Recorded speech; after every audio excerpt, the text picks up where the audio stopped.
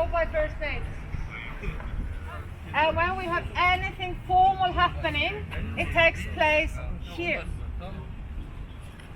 So let's begin with this guy. So what do we know as a fact?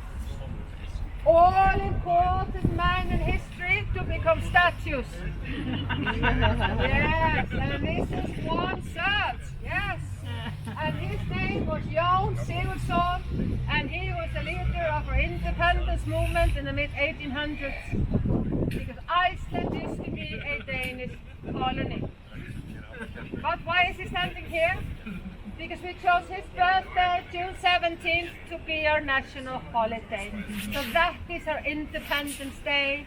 He's facing Parliament because this is the Parliament building. Well, he died simply. So there's one house.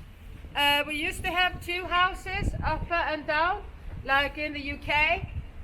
But in the 1980s they changed it, so there's one house. August and September are usually, this is a very typical weather for August and September.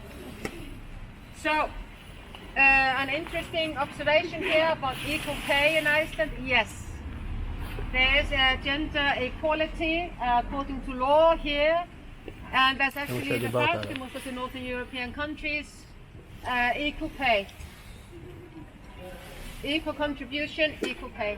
Because it's underneath here, but however this house here is in fact the oldest house in Reykjavik, standing on its original spot since 1762.